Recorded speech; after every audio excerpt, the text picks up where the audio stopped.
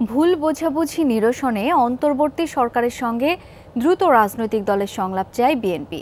একথা জানিয়ে মহাসচিব মির্জা ফখরুল ইসলাম আলমগীর বলেছেন, গণতন্ত্রের জন্যই এতদিন আন্দোলন করছে বিএনপি সহ সমমনা দলগুলো, তাই যে কোনো পরিস্থিতিতেই নির্বাচনের আলোচনা প্রাসঙ্গিক। সকালে গুলশান কার্যালয়ে সংবাদ সম্মেলনে মেরিট ছাড়া কারো নামে মামলা না দিতে নেতাকর্মীদের নির্দেশ দেন ফখরুল। দাবি করেন, কোনো লুটপাটে জড়িত নয় বিএনপি।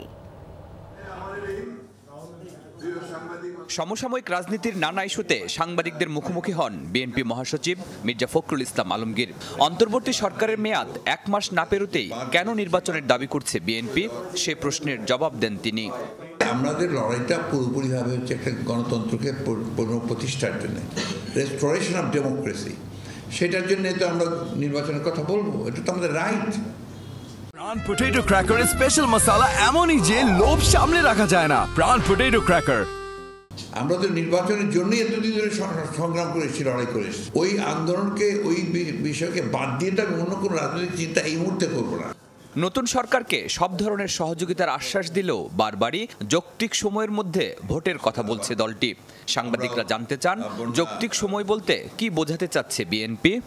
যৌক্তিক সময়ের ধারণা তো নির্ভর করবে পারস্পরিক আলোচনার মাধ্যমে।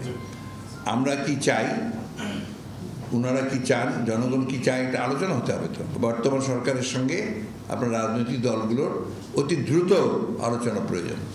মির্জা ফখরুলের দাবি, লুটপাটের সঙ্গে বিএনপি জড়িত নয়, কেউ জড়িত থাকলে ব্যবস্থা নেওয়া হচ্ছে। 1-11-র মতো বিএনপিকে লক্ষ্য করে অপপ্রচার চালানো হচ্ছে বলে অভিযোগ করেন তিনি।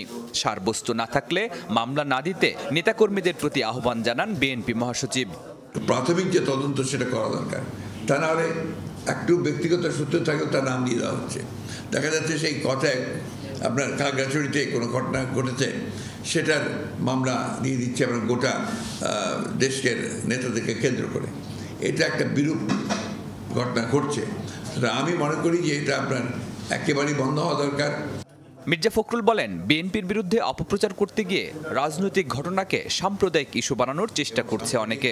অভিযোগ করেন, ছাত্র জনতার বিপ্লব ভুলণ্ঠিত করতে ষড়যন্ত্র হচ্ছে বিদেশ থেকে। ক্যাম্পেইন চালানো হয়েছে যেখানে মাইনরিটিদের উপর অত্যাচার নির্যাতন চলছে, এর বোধহয় 1-2% সঠিক না। মির্জা ফখরুল জানান, বন্যার কারণে দেশজুড়ে বিএনপির প্রতিষ্ঠাবার্ষিকীর 6 দিনের কর্মসূচি বাতিল করা হয়েছে। এই অর্থ দেয়া হবে বন্যা দুর্গতদের। সেখানে যে অর্থ ব্যয় হওয়ার কথা ছিল, সেই অর্থটা আমরা আমাদের ত্রাণ তহবিলে দিয়ে দেব। শরীফুল ইসলাম খান, যমুনা নিউজ, ঢাকা।